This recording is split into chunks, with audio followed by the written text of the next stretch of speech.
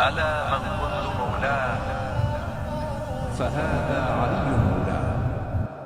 Assalamu alaikum wa rahmatullahi wa barakatuh. Allahumma salli ala Muhammadin wa ali Muhammad. La prière de Tarawih.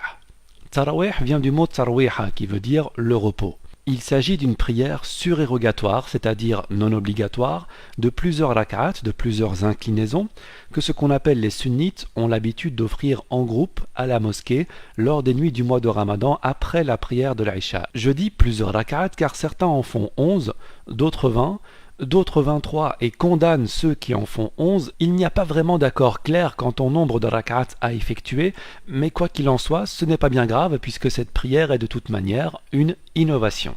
Comment, me diriez-vous, une prière peut-elle être une innovation alors qu'elle est censée nous rapprocher d'Allah Tout-Puissant ?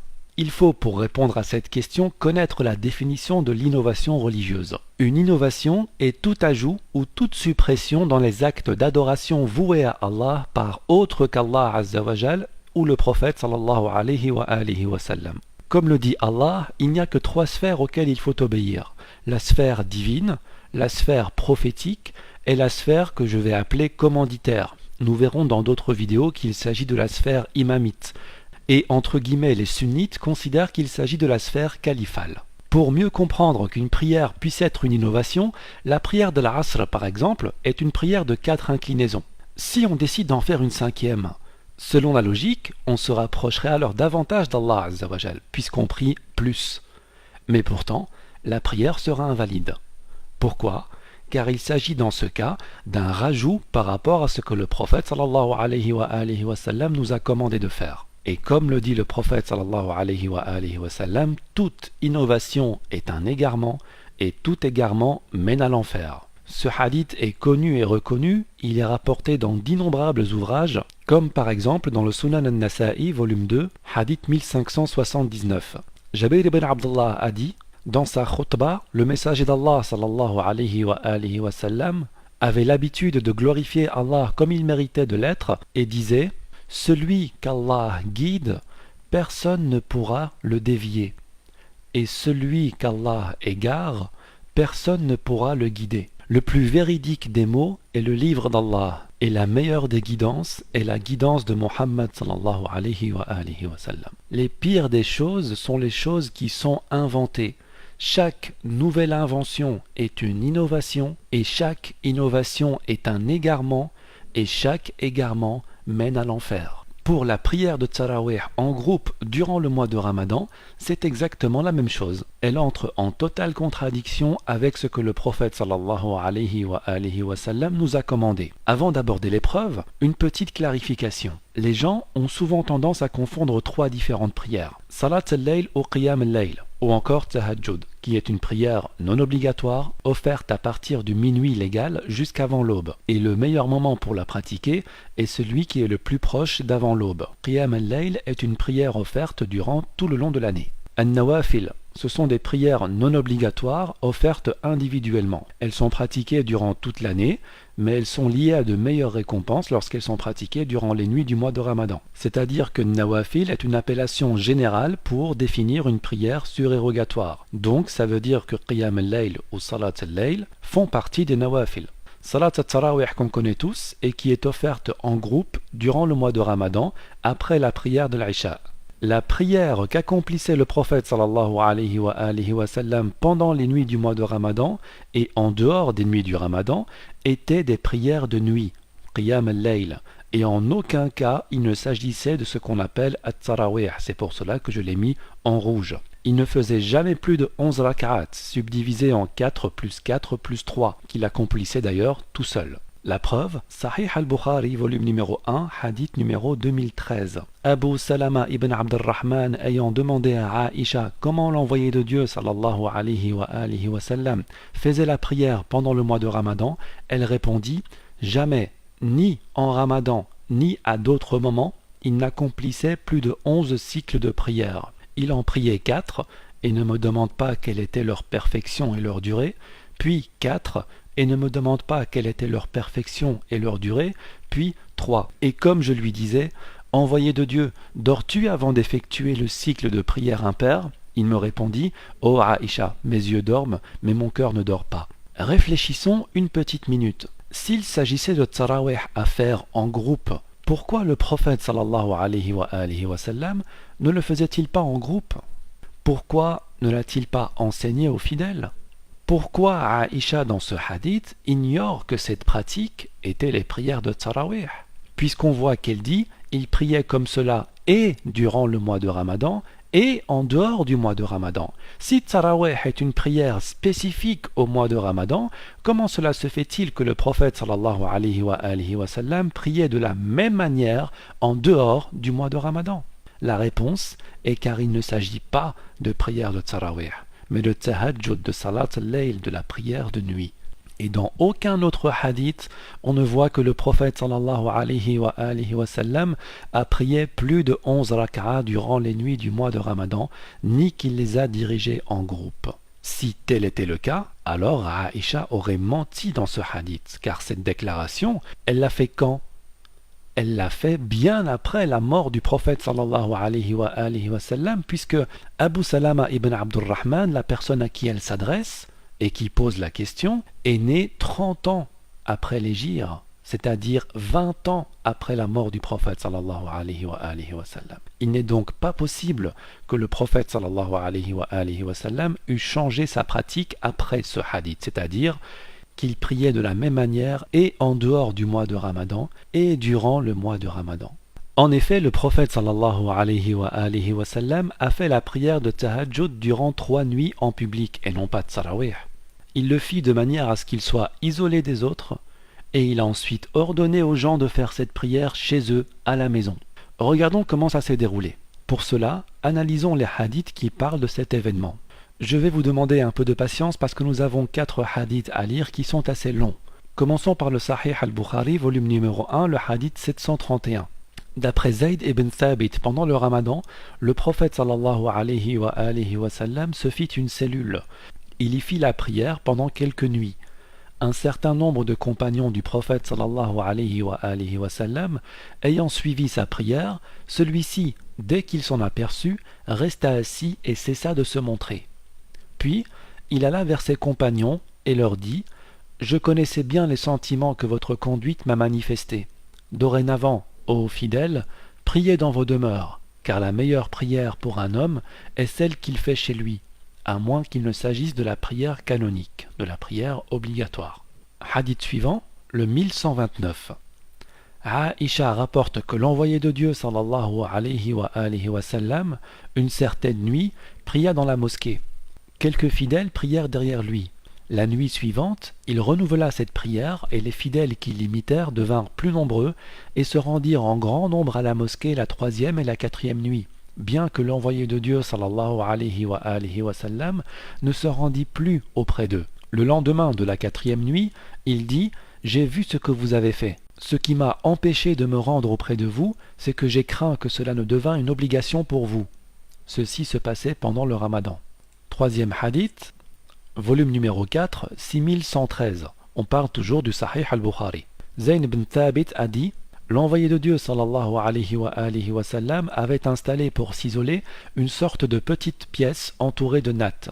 Il s'y rendit pour faire la prière. Quelques fidèles l'y suivirent et vinrent prier avec lui. Une autre nuit, ces fidèles revinrent à la même place, mais l'envoyé de Dieu sallallahu alayhi wa sallam, après s'être fait attendre, ne venant pas, les fidèles élevèrent la voix et frappèrent à sa porte avec un gravier.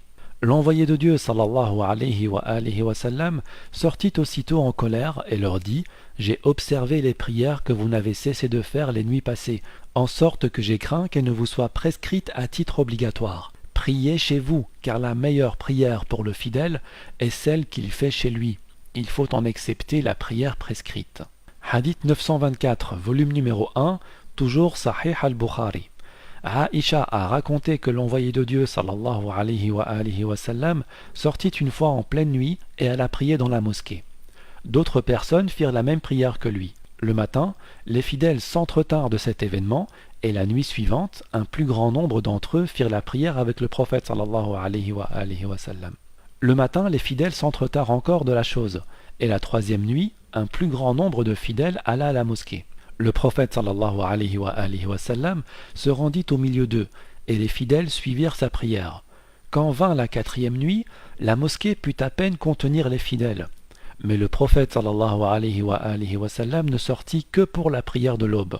Lorsqu'il eut achevé la prière de l'aurore, il se tourna vers les fidèles, prononça la profession de foi et dit ensuite « Je n'ignorais pas votre présence, mais j'ai craint que cette prière devint pour vous une obligation que vous ne pourriez pas toujours remplir. » Qu'apprend-on dans ces hadiths? C'est apparemment le même événement raconté de différentes manières. En assemblant les différents détails, nous aurons une vision globale sur ce qui s'est réellement passé.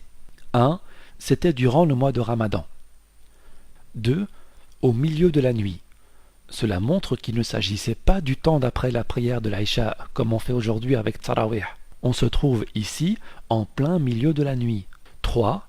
Le prophète sallallahu alayhi wa sallam s'isole. Et ceci est une preuve qu'il n'a pas voulu faire cette prière en groupe, sinon il ne s'isolerait pas. 4. Les fidèles rejoignent le prophète sallallahu alayhi wa sallam. 5. Là, il y a deux versions, mais peu importe la version, cela ne change rien à la conclusion. C'est pour ça que je vais les surligner dans la même couleur. Il s'en aperçoit et décide de ne plus se lever. Ou, il vint prier l'aube. Remarquez que le prophète sallallahu alayhi wa sallam, après s'être aperçu de la présence des fidèles, ne venait plus prier cette prière surérogatoire à la mosquée, mais venait directement prier la prière de Sobh, à l'aube, qui, elle, est une prière obligatoire qu'on peut faire en groupe. C'est-à-dire que cette fois, il n'est plus arrivé au milieu de la nuit, il est arrivé juste à temps pour la prière de l'aube. 6. Il se met en colère. S'il était bon de faire cette prière en groupe, pourquoi le prophète sallallahu alayhi wa sallam serait-il en colère? Il n'y a qu'un mécréant ou un hypocrite qui refuserait d'accomplir une prière en groupe, n'est-ce pas? Et nous savons tous que le prophète sallallahu alayhi wa sallam est exempté de ces qualificatifs. 7. Il dit « J'ai vu ce que vous avez fait ». Cette phrase prouve bien qu'il ne pouvait s'agir d'une prière en groupe. Car s'il s'agissait d'une prière groupée avec le prophète sallallahu alayhi wa sallam comme imam, comme guide de prière, il ne leur aurait pas dit « J'ai vu ce que vous avez fait », puisqu'il aurait été évident qu'il soit derrière lui. Il n'y aurait pas eu de reproche si c'était une prière en groupe. Vous comprenez? Mettez-vous en situation. Vous êtes imam et vous dirigez une prière obligatoire. Par exemple, la prière de Dohr. Des fidèles vous suivent. Vous terminez la prière, vous vous tournez vers eux et vous leur dites « Je savais que vous étiez là, j'ai vu ce que vous avez fait ». Ils vont vous regarder, l'air de dire « Il est tombé sur la tête, évidemment qu'on est là ». Je veux dire, c'est absurde de dire une telle phrase si on estime qu'il est autorisé de prier derrière l'imam. Une telle phrase ne peut être prononcée par le prophète sallallahu alayhi wa sallam que s'il s'avère qu'il n'est pas normal que les fidèles soient là. En réalité, il le leur reproche. 8. Priez chez vous. فَعَلَيْكُمْ بِالصَّلَاةِ فِي بُيُوتِكُمْ. Il vous est prescrit de prier dans vos maisons, excepté la prière obligatoire. Ici, l'ordre est clair. Le prophète sallallahu alayhi wa sallam ordonne aux gens de prier cette prière chez eux. Il apparaît donc clairement que cette prière, qui est une prière surérogatoire, ne doit pas se faire en groupe, mais seule. 9. La phrase « J'ai eu peur qu'elle vous soit rendue obligatoire » est une excuse inventée. Ça ne peut être une parole prophétique et on verra plus tard pourquoi. 10. Les fidèles priaient alors chez eux et cela est resté comme ça. J'avais dit en début de vidéo que l'innovation était tout ajout ou toute suppression dans l'acte d'adoration par quelqu'un d'autre qu'Allah ou le prophète sallallahu alayhi wa sallam. Ici, on voit bien qu'il a été ordonné aux fidèles de faire la prière de la nuit chez eux, à la maison, et qu'il n'a jamais été question de prière de Tarawih. On voit également que cette pratique n'a pas pu être instaurée par le prophète sallallahu alayhi wa sallam, puisque les choses sont restées comme cela après sa mort. Mais alors, comment cette pratique a-t-elle été instaurée? Sahih al-Bukhari, volume numéro 1, hadith 2010. Abd al-Rahman ibn Abd a dit « Une nuit, pendant le ramadan, j'allais avec Omar ibn al-Khattab à la mosquée. Les fidèles étaient en groupe dispersés. Ici, un homme faisait sa prière pour son propre compte. Ailleurs, un homme dirigeait la prière de son groupe. On voit déjà ici que cet homme qui dirige la prière de son groupe a agi à l'encontre de ce que le prophète sallallahu alayhi wa sallam a ordonné. On ne sait pas qui c'est, on n'a aucune information sur leur identité, mais ils sont en train de violer apparemment une règle de la sunna. Omar, qui était déjà calife à cette époque, est témoin de la scène. Normalement, en tant que guide des musulmans, il devrait rappeler cet homme à l'ordre et lui dire, comme l'aurait fait le prophète sallallahu alayhi wa sallam, de prier cette prière chez lui pour son propre compte. Voyons voir ce qu'il va faire. Omar dit alors, « Il me semble que si je réunissais tous ces gens-là sous la direction d'un seul lecteur, d'un seul imam, cela serait plus convenable. » Alors, mettant son dessein à exécution, il les rassembla sous la direction d'Ubay ibn Ka'b. Tiens, c'est étrange. Au lieu de les disperser et de les rappeler à l'ordre, il prend la décision lui aussi d'aller délibérément à l'encontre de l'ordre du prophète sallallahu alayhi wa sallam et de les rassembler sous un même imam de prière, Ubay ibn Ka'b. Continuons. Une autre nuit, je sortis également avec Omar. Les fidèles priaient sous la direction de leur lecteur, c'est-à-dire Ubay ibn Ka'b. Quelle excellente innovation, s'écria Omar. Quelle excellente innovation. Ici, Omar se rend compte de sa bêtise et avoue qu'il a innové. Il vient de remplacer une bid'a, donc le fait de prier en petits groupes, par une bid'a confirmée, c'est-à-dire l'obligation dès lors de prier par groupe. Vous allez me dire, non, il ne l'oblige pas, il le suggère. Je vous réponds qu'il l'oblige. Et que même s'il ne faisait que le suggérer, sa suggestion entre en contradiction avec la sunna. Et la preuve de son obligation est ici, regardez. Tabaqat al-Kubra d'Ibn Sa'd, volume numéro 3, page 262. Il est dit, il était le premier à avoir introduit les prières du mois de Ramadan, et à y avoir rassemblé les gens, et à avoir écrit à ce propos aux autres villes. C'est-à-dire qu'il envoyait des lettres en demandant aux habitants des autres villes de faire pareil, de prier en groupe. Et on savait tous comment était le caractère de Omar. Personne ne pourra nier qu'il était dur, violent, pas très bien éduqué, etc. On en parlera dans une autre vidéo. Donc, il ordonne via ses lettres de pratiquer cette bid'a, cette innovation. Et que dit le prophète sallallahu alayhi wa sallam sur les innovations? Rappelons-le, toute innovation est un égarement et tout égarement mène à l'enfer. Je laisse les spectateurs en faire leur propre conclusion. On va me dire, il ne sait sûrement pas qu'il s'agit d'une innovation, ce qu'il dit est une expression, etc. On va inventer mille et une excuses pour essayer de défendre le responsable de cette innovation. C'est ce qu'on va aborder tout de suite, Inch'Allah. La vidéo peut normalement s'arrêter ici, car il y a déjà plus de preuves qu'il n'en faut pour satisfaire les esprits doués de raison. Ce qui va suivre mérite néanmoins un petit coup d'œil, car nous allons voir ensemble les contre-arguments que certains ignorants utilisent pour justifier la mise en place de cette pratique. Bien, voyons voir maintenant quels arguments sont mis en avant pour défendre cette innovation et son innovateur. C'est une bonne innovation. Et le prophète sallallahu alayhi wa sallam a dit « Celui qui innove en islam avec une bonne innovation en aura la récompense et la récompense de celui qui la met en pratique. » Alors la réponse, premièrement, il s'agit d'un hadith hors contexte. Voyons voir. Sahih de Muslim, volume numéro 2, chapitre 12, hadith 2351. Nous nous trouvions chez le messager d'Allah sallallahu alayhi wa sallam en début de journée lorsqu'un groupe arriva. Ils étaient pieds nus, dénudés, et portaient des tuniques de laine rayées ou des pèlerines, le sabre en bandoulière. La plupart étaient de Moudar, plutôt tous. Le visage du messager d'Allah sallallahu alayhi wa sallam changea en voyant leur état de pauvreté. Il entra, puis ressortit. Il ordonna à Bilal de faire l'appel à la prière, el-iqama. Il pria, puis il fit un discours. « Ô gens, craignez votre Seigneur qui vous a créé d'un seul être » jusqu'à la fin du verset. Certes, Allah vous observe parfaitement, ainsi que le verset de la sourate Al-Hashr. Ô vous qui croyez, craignez Allah que chaque âme considère ce qu'elle a avancé pour demain. Que l'homme fasse l'aumône de son dinar, son dirham, son vêtement, un sar de son blé et un sar de ses dattes. Il alla jusqu'à dire, ne serait-ce qu'avec une demi-date. Un homme des Ansar apporta un panier que les poignets peinaient à supporter. En fait, elle n'y arrivait pas. Puis, les gens se succédèrent si bien que je vis 2 tas d'aliments et de vêtements. Je finis par voir le visage du messager d'Allah sallallahu alayhi wa sallam rayonner, comme s'il était doré. Il dit, « Quiconque instaure en islam une bonne tradition en recevra la récompense. ainsi que la récompense de celui qui la mettra en pratique après lui, sans que leur récompense ne diminue en rien. Quiconque instaure en islam une mauvaise tradition en recevra le péché, ainsi que le péché de celui qui la mettra en pratique après lui, sans que leur péché ne diminue de rien. Et lisons la note en bas de page, c'est-à-dire le premier à la mettre à nouveau en pratique. Il n'est pas question de celui qui innove une bonne pratique, inconnue auparavant. Ceci invalide l'opinion de ceux qui ont subdivisé l'innovation en bonne et mauvaise.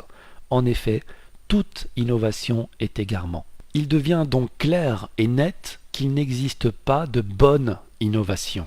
Argument suivant, Omar a revivifié une sunna. La réponse est comme nous venons de le voir, Tarawih n'a jamais été une sunna. Cette prière n'a jamais existé. Il s'agissait de Qiyam al-Layl, la prière de la nuit, qui devait se faire à la fin de la nuit. Le prophète sallallahu alayhi wa sallam n'a jamais prié avec l'intention de Tarawih, ni même avec l'intention d'une prière surérogatoire, étant donné que cette prière était obligatoire pour le prophète sallallahu alayhi wa sallam et optionnelle pour les fidèles.